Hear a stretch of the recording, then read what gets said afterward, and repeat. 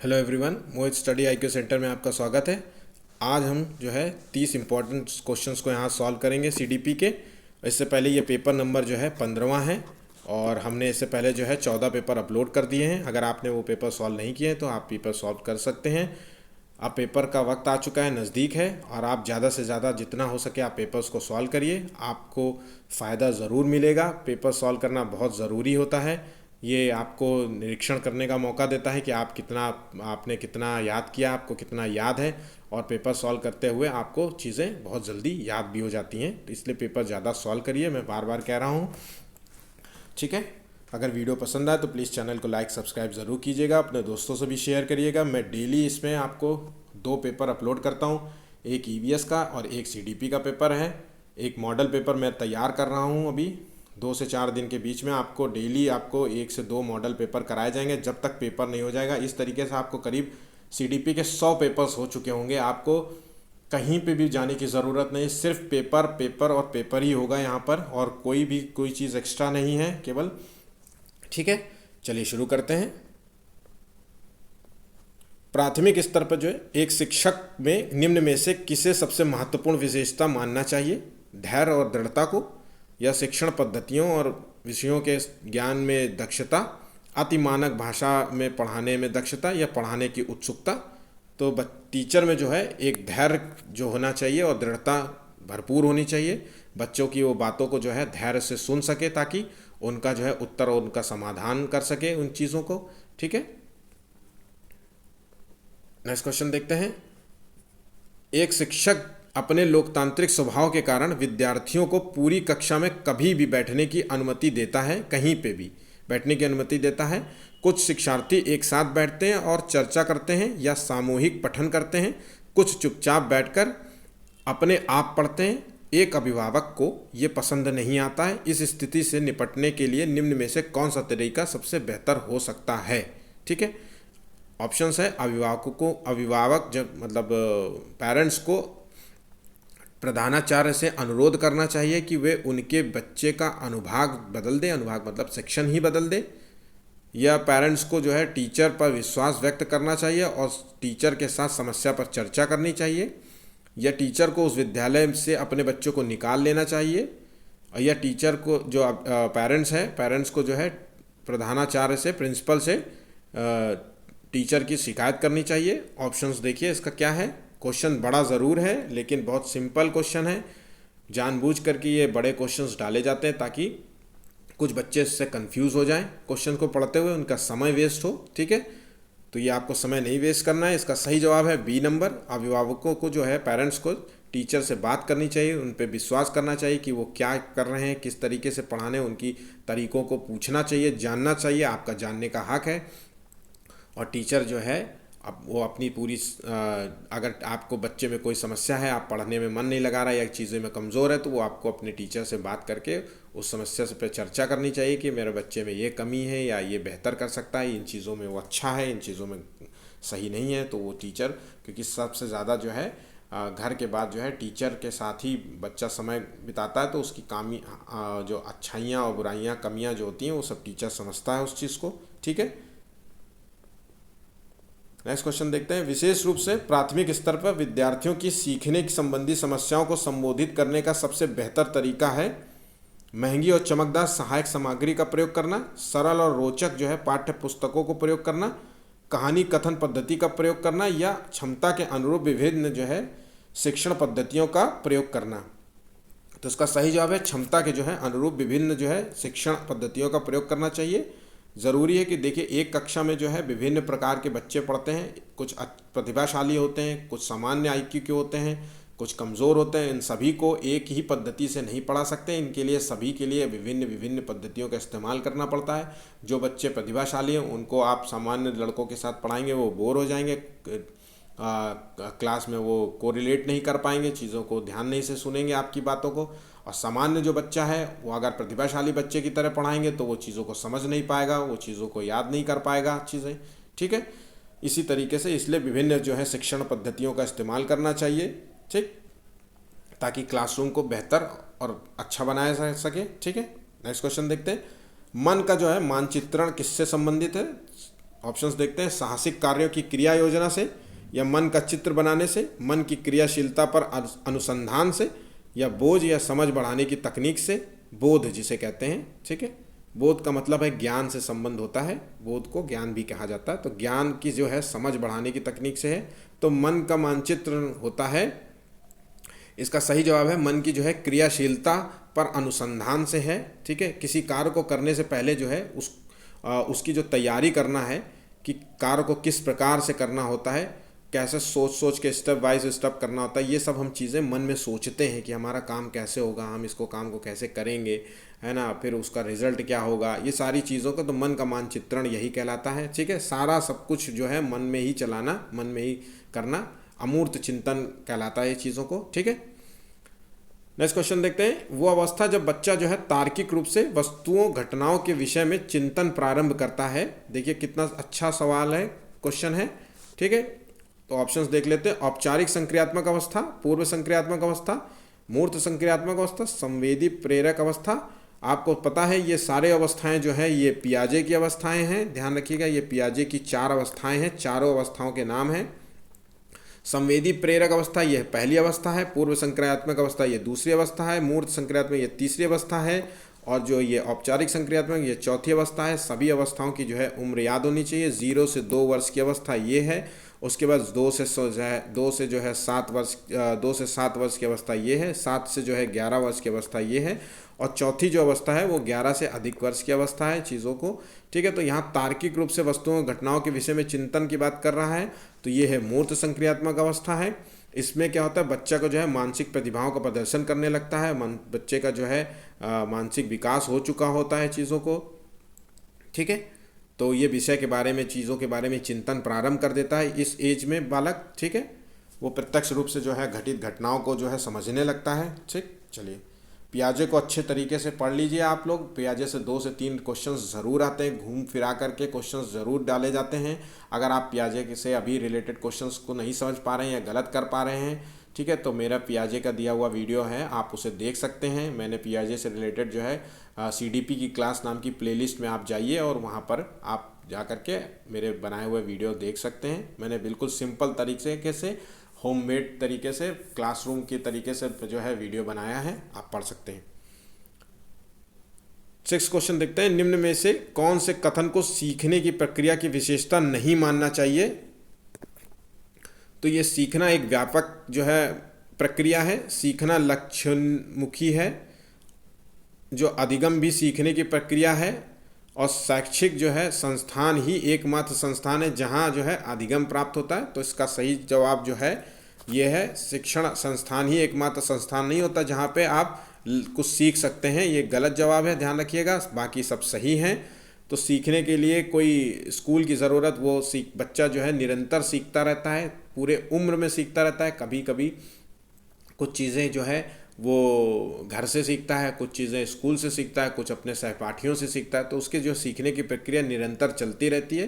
ठीक है, next question देखते हैं, 5वीं कक्षा के जो है दृष्टिबाधित विद्यार्थी के संबंध में प्रश्न है, जो देखने में उसको समस्या हो रही है या आंशिक रूप से देख पाता है या बिल्कुल नहीं देख पाता है।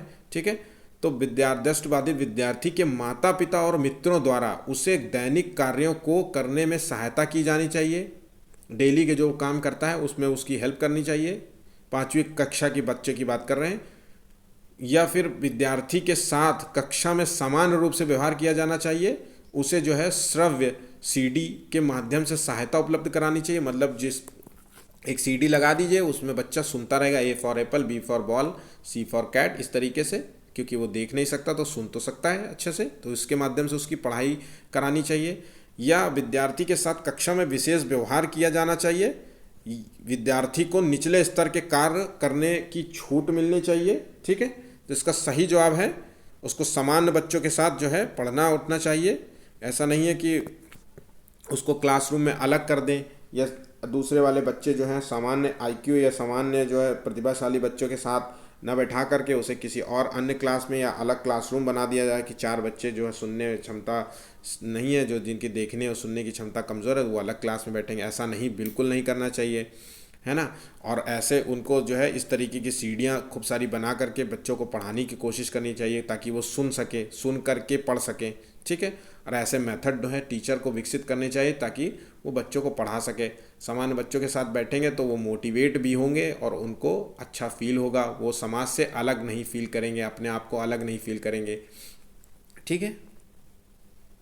नेक्स्ट क्वेश्चन, विकास जो है कभी समाप्त न होने वाली प्रक्रिया है, ये विचार किससे संबंधित है? तो ये विचार निरंतरता का सिद्धांत है, या एकीकरण का सिद्धांत है, अंतःक्रिया का सिद्धांत है, या अंतः संबंध का सिद्धांत है? तो इसका सही जवाब है विकास जो है कभी ना समाप्त होने वाली प्रक्रिया है, ये एक निरंतरता का सिद्धांत है, ये निरंतर चलने वाली एक प्रक्रिया है, ठीक है। ये डेवलपमेंट जो प्रोसेस होता है, ये डेवलपमेंट जो होता है ये वोम्ब टू टोम्ब होता है। तो मतलब विकास जो है गर्भ से कब्र तक चलता है, मरने तक आपका विकास की प्रक्रिया चलती रहती है, ठीक है। विकास के कई चरण हो सकते हैं। आप शैशवावस्था, बचपन में आप कुछ और सीखते हैं, फिर बाल्यावस्था आती है आपकी तो आप और सीखते हैं, फिर आप किशोरावस्था में आते हैं, फिर वृद्धावस्था में, तो आपकी प्रक्रियाएं जो है निरंतर चलती रहती है, ठीक है। नेक्स्ट क्वेश्चन देखते हैं, सीखना जो है समृद्ध हो सकता है यदि, ऑप्शंस देखते हैं, कक्षा में अधिक से अधिक शिक्षण सामग्री का प्रयोग किया जाए, या शिक्षक जो है विभिन्न प्रकार के व्याख्यान और स्पष्टीकरण का प्रयोग करें, पढ़ाते समय वो जो है बहुत सारे जो है थ्योरीज लेकर के आए, या उसके जो है थ्योरीज का एग्जाम्पल, बहुत सारे एग्जाम्पल से उसको पढ़ाए, वो ये तकनीक अच्छी है। कि कक्षा में जो है आवधिक जो है परीक्षाओं पर अपेक्षित ध्यान दिया जाना चाहिए, कि हर 2 महीने 3 महीने में जो है परीक्षाएं कराते रहिए ताकि बच्चों का विकास हो, ये करना चाहिए। क्या वास्तविक दुनिया के उदाहरणों को कक्षा में लाया जाए, जिससे जो है विद्यार्थी एक दूसरे से वो कोरिलेट कर पाएँ, अंतःक्रिया उनके बीच में संबंध को जोड़ सके। तो इसका सही जवाब है डी नंबर, वो वास्तविक दुनिया के जो उदाहरणों को कक्षा में लाएं, जिसमें जो है विद्यार्थी एक दूसरे से अंतःक्रिया, और शिक्षक जो है शिक्षक की जो है प्रक्रिया को जो है सुगम बनाएं। क्योंकि जो है बच्चे जो भी इनके सामने जो है घटित होता है और देखा उन्हें सुना होता है, वो क्लास में देख रहा होता है, वो सुन रहा होता है, तो इससे बच्चे को समझने में आसानी होती है, कोरिलेट करने में आसानी होती है चीज़ों को, ठीक है। नेक्स्ट क्वेश्चन, पियाजे के अनुसार निम्नलिखित में से कौन सी अवस्था जो है बच्चा अमूर्त संकल्पनाओं के विषय में तार्किक चिंतन करना आरंभ कर देता है? अब देखिए क्वेश्चन जो है कितना सिंपल है और कई बार कर चुके हैं। पियाजे, मैंने कहा पियाजे बहुत इंपॉर्टेंट टॉपिक है, पियाजे ज़रूर आप याद करिए, इससे रिलेटेड हमने वीडियो बनाया है, वो आप देख सकते हैं। ऑप्शंस देखते हैं चलिए, औपचारिक संक्रियात्मक अवस्था, संवेदी प्रेरक अवस्था, पूर्व संक्रियात्मक अवस्था, मूर्त संक्रियात्मक अवस्था। तो इसका सही जवाब है औपचारिक जो है संक्रियात्मक अवस्था, जिसे फॉर्मल ऑपरेशनल स्टेज कहते हैं। ये 11 से ऊपर वाली स्टेज होती है, ठीक है, ध्यान रखिएगा। अमूर्त संकल्पनाएं जो है, इसी में बालक जो है विचार से परिपक्व हो चुका होता है, परिकल्पना से ही वो बच्चा सोचने का प्रयास करता है, उसी के माध्यम से जो है प्रॉब्लम्स को सॉल्व करता है, ठीक है। बाकी ये पियाजे की जो है 4 अवस्थाएं हैं एज के अनुसार। जो है संवेदी पहली अवस्था है, फिर पूर्व संक्रियात्मक अवस्था दूसरी अवस्था को कहते हैं, फिर जो है मूर्त संक्रियात्मक अवस्था ये चौथी अवस्था है। ये स्टेजेस के जो हैं सीरीज़ ज़रूर याद रखिएगा, इनका टाइम, इनका ये और इसके बारे में क्या क्या है आप देख सकते हैं, ठीक। चलिए नेक्स्ट क्वेश्चन देखते हैं, निम्नलिखित में से कौन सा जो है शिक्षार्थियों में सृजनात्मकता का पोषण करता है, ठीक है। क्रिएटिविटी जो है कौन बढ़ाता है? तो प्रत्येक शिक्षार्थी की जो है अंतर्जात प्रतिभाओं का पोषण करने के अवसर उपलब्ध कराना, या विद्यालयी जीवन के प्रारंभ में उपलब्धि के लक्ष्यों पर बल देना, या परीक्षा में अच्छे अंकों के लिए विद्यार्थियों की कोचिंग कराना, या अच्छा शिक्षा जो है कि शिक्षा व्यवहारिक मूल्यों के विद्यार्थियों का शिक्षण कराना। तो देखिए कोचिंग संस्थान से कोई फ़ायदा नहीं होता है, ठीक है। तो इसका सही जवाब है ए नंबर। तो जो बच्चों को जो प्रतिभाएं होती हैं उसको जानना एक पेरेंट्स को और टीचर को बहुत ज़रूरी होता है, कि आपका बच्चा किन चीज़ों में निपुण है, किन चीज़ें उसको करना अच्छा लगता है, किन चीज़ों में वो प्रतिभाशाली हो सकता है, वो आर्ट में अच्छा हो और आप कुछ और उसे पढ़ाने की कोशिश कर रहे हैं, ठीक है। तो उस चीज़ों को पहचानिए और उसको उसी चीज़ के लिए उसको ऐसे अवसर प्रदान करिए ताकि चीज़ें वो अपने जो है क्रिएटिविटी को बढ़ा सके, चीज़ों को बूस्ट कर सके, ठीक है, अपने ज्ञान की सीमा को बढ़ा सके। नेक्स्ट क्वेश्चन देखते हैं, आकलन को उपयोगी और रोचक प्रक्रिया बनाने के लिए डॉट के प्रति सचेत होना चाहिए। यहाँ फिल इन द ब्लैंक्स है, यहाँ पे क्या आएगा ये पूछ रहा है। तो ऑप्शंस है, विद्यार्थियों को बुद्धिमान या औसत शिक्षार्थी की उपाधि देना चाहिए। कहने का मतलब है कि ये बताना चाहिए कि तुम तेज हो, तुम पढ़ाई में अच्छे नहीं हो, तुम्हारा फर्स्ट डिवीज़न हो, तुम सेकंड डिवीज़न हो, ठीक है। तो इन चीज़ों में उसको बताना चाहिए। या शैक्षिक या और सह शैक्षिक क्षेत्रों में विद्यार्थी के सीखने के बारे में जानकारी प्राप्त करने के लिए विविध तरीकों को प्रयोग करना चाहिए। या प्रतिपुष्टि देने के लिए तकनीकी भाषा का प्रयोग करना चाहिए। या अलग अलग विद्यार्थियों में तुलना करना चाहिए। तो इसका सही जवाब है बी नंबर, जो है बच्चों का जो है विविध तरीक़ों से पढ़ाना चाहिए। देखिए सभी बच्चों की जो है प्रक्रियाएं अलग होती हैं, ठीक है। तो इन चीज़ों को ध्यान में रख करके उनसे सीखने के बारे में जानकारी प्राप्त करें और फिर विविध तरीक़ों का प्रयोग करके उनको पढ़ाइए, ठीक है। बच्चों की सीखने की प्रक्रिया में माता पिता को भूमिका निभानी चाहिए। तो अनोन्मुखी होनी चाहिए या तटस्थ होनी चाहिए या सहानुभूतिपूर्ण होनी चाहिए या नकारात्मक होनी चाहिए।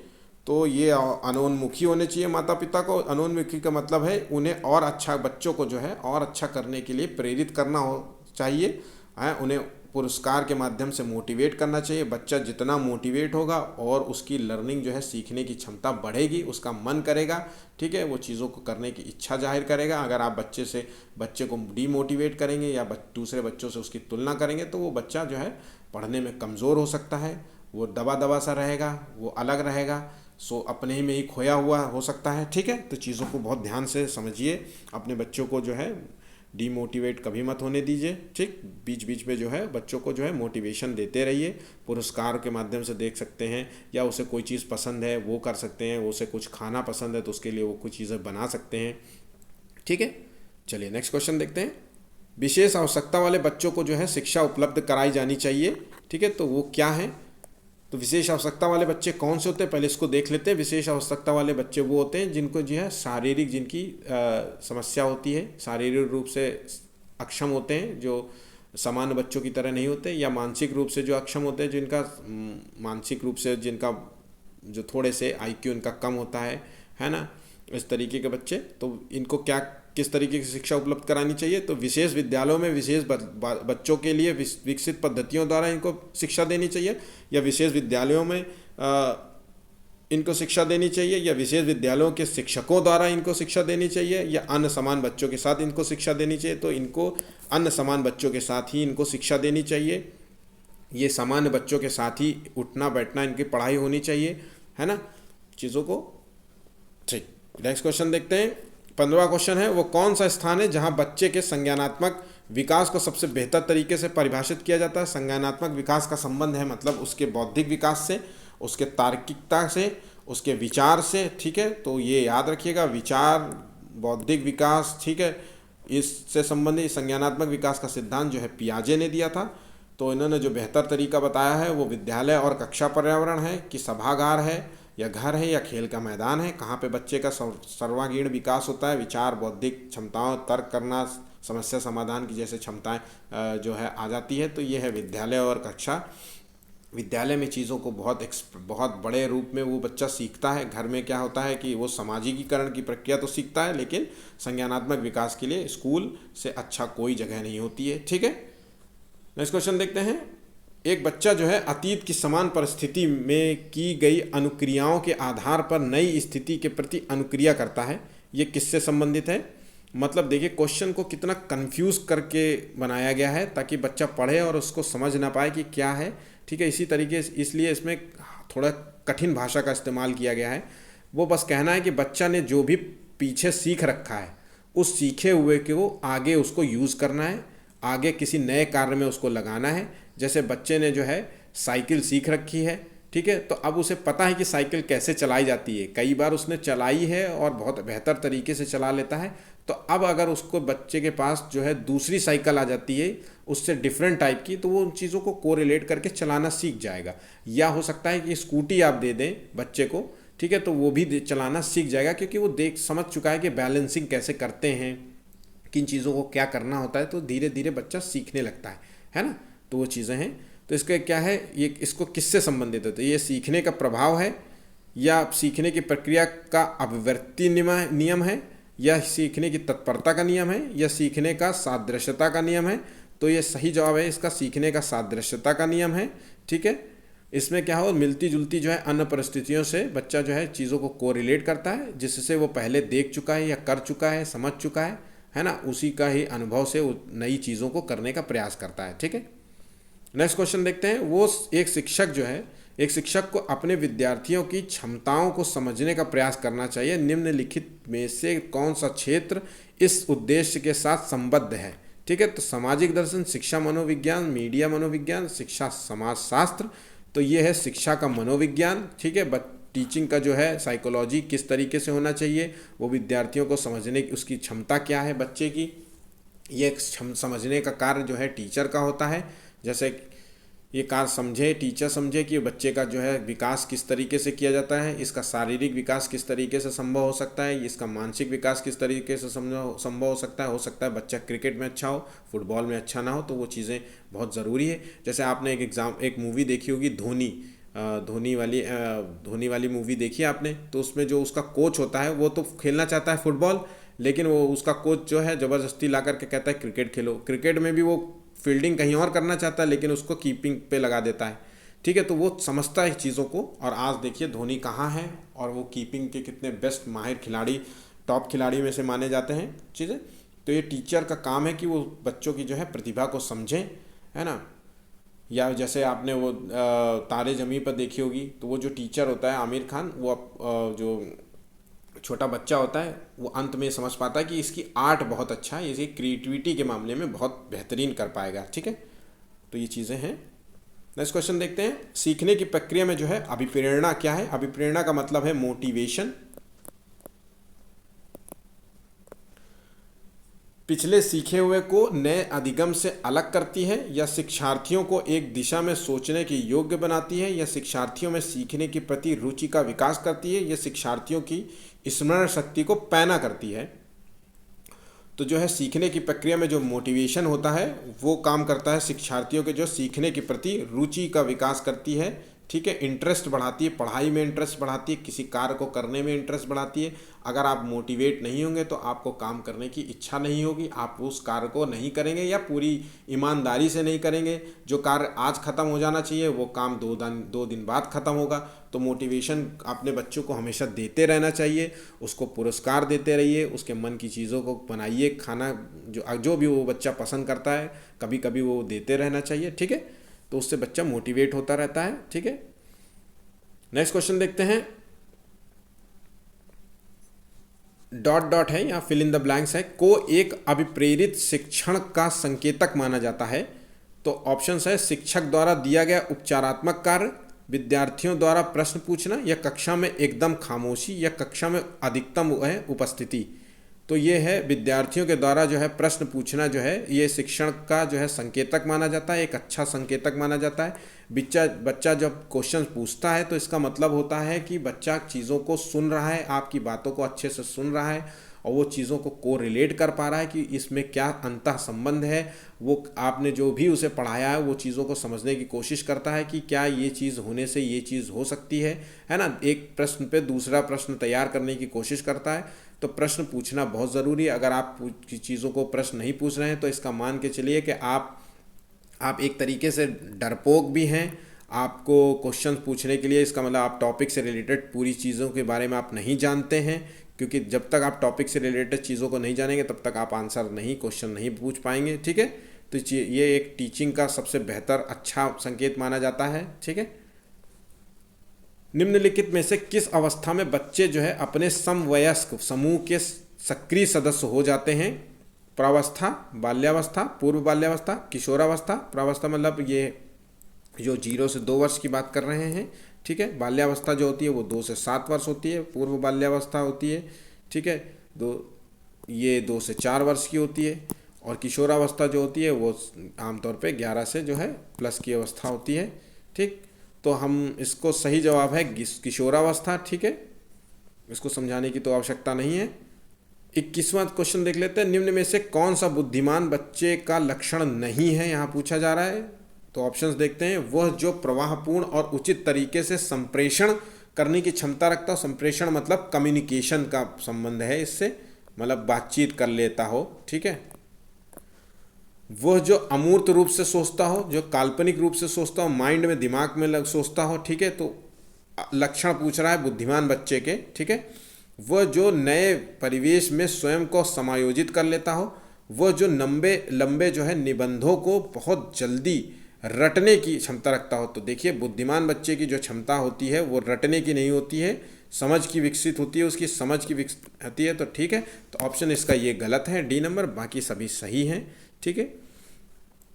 एक बच्चा काली गाय, काले कुत्ते और काली वस्तुओं को देखकर डरने लगता है, ठीक है। तो इस प्रकार की कंडीशनिंग को क्या कहेंगे?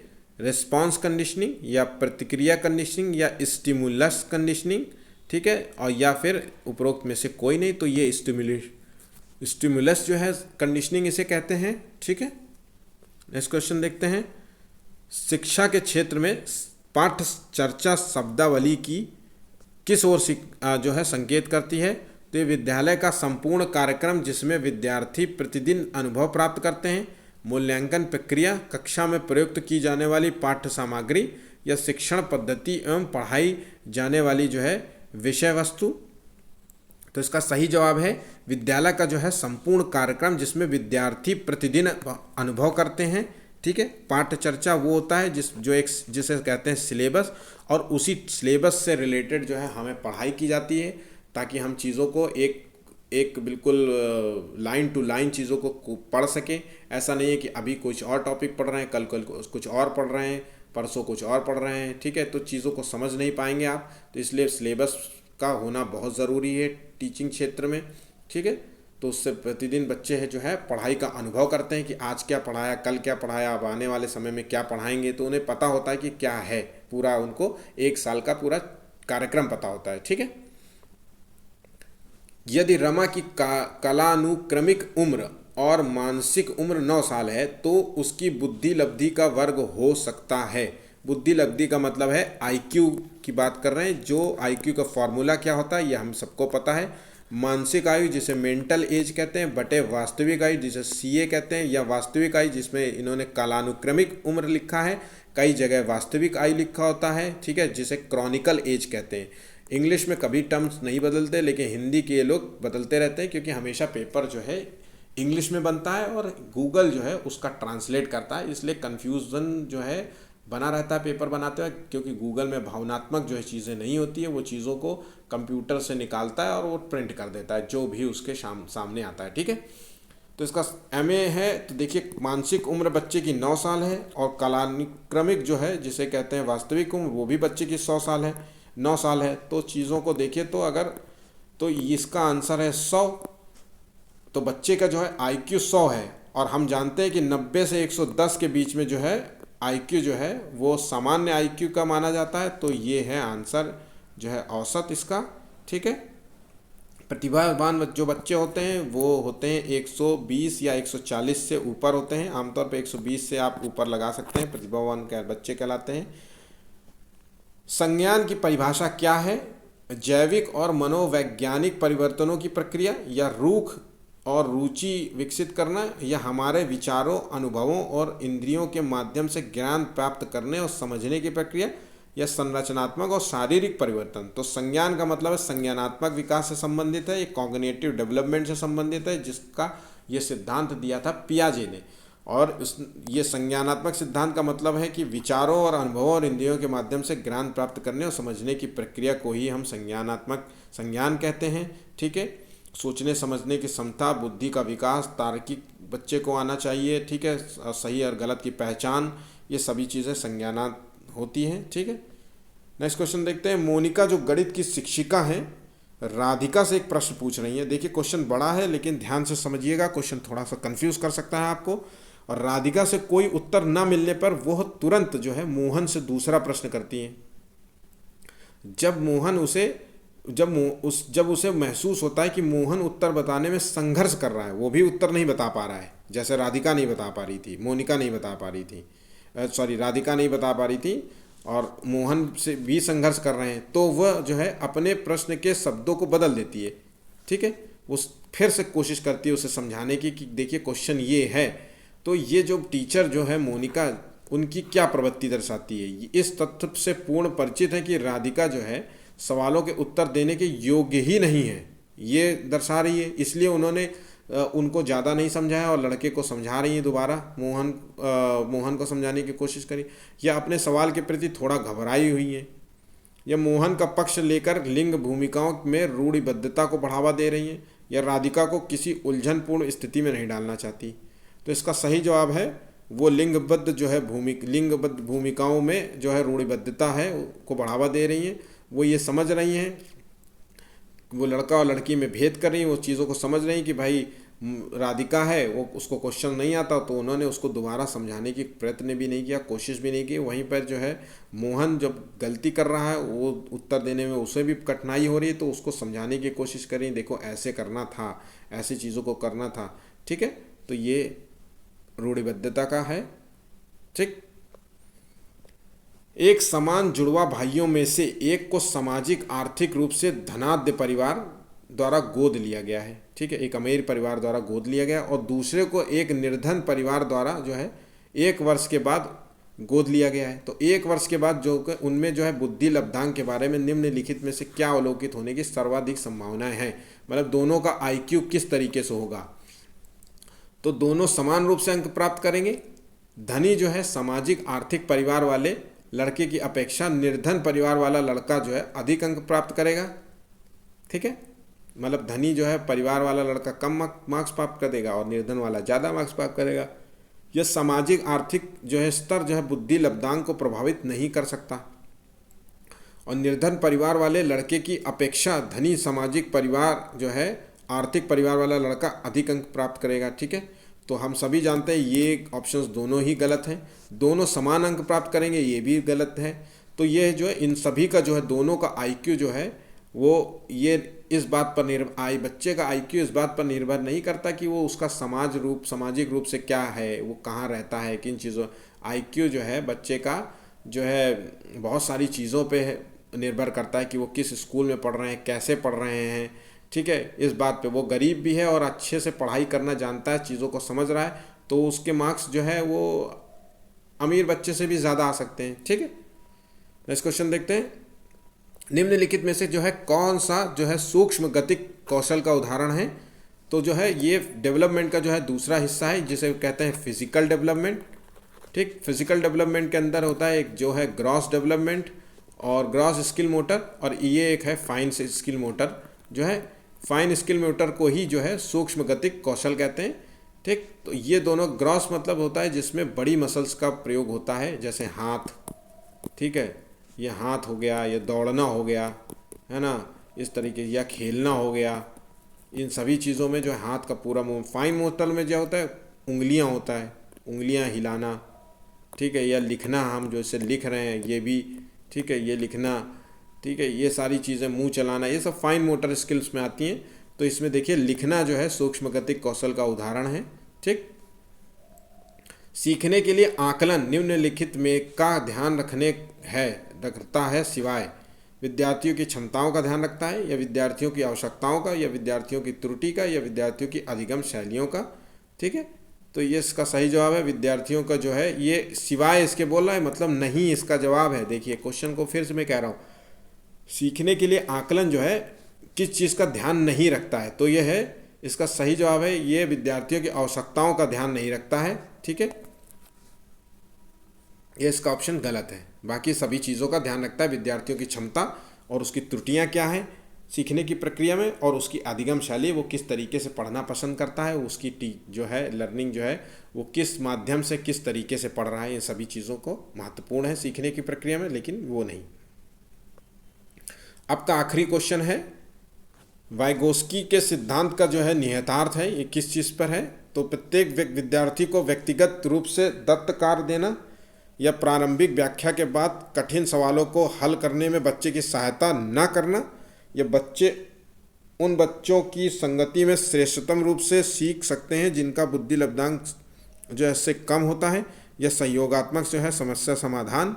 तो इसका सही जवाब है सहयोगात्मक जो है समस्या समाधान। वाइगोस्की ने जो है सामाजिक सिद्धांत प्रस्तुत किया था, समाज और संस्कृति से ही बच्चे का संपूर्ण विकास होता है। एक बच्चे को अगर आप इन दोनों का इन्होंने महत्व ज़्यादा रोल दिया था, महत्व ज़्यादा बताया था, ठीक है। और जो भाषा डेवलपमेंट भी है, लेकिन इससे जो है संज्ञानात्मक विकास में ज़्यादा रोल होता है, ठीक है। तो ध्यान रखिएगा। आज का जो है 30 इंपॉर्टेंट क्वेश्चंस का सेशन जो है समाप्त हुआ। अगर वीडियो पसंद आया हो तो प्लीज़ चैनल को लाइक सब्सक्राइब ज़रूर करें। ऐसे पेपर्स जो है मैं आपको डेली करा रहा हूँ, आप पेपर्स खूब लगाइए। अभी मॉडल पेपर तैयार हो रहे हैं, 2 से 4 दिन में मॉडल पेपर तैयार हो जाएंगे। मैं डेली आपको 2 मॉडल पेपर कराऊंगा, पूरे पेपर्स के, सीटेट के, सीडीपी के। आपको पेपर्स बिल्कुल ऐसे रट जाएगा जैसे आप पेपर देने बैठेंगे। और जिस तरीके से बहुत जो बच्चे होते हैं 10-5 मिनट, 2 मिनट, 4 मिनट में ही सीडीपी पूरा सॉल्व कर लेते हैं, मैं बस वही आपको दूंगा। उसी तरीके से आप भी पेपर सॉल्व करने लग जाएंगे, ठीक है। Thank you.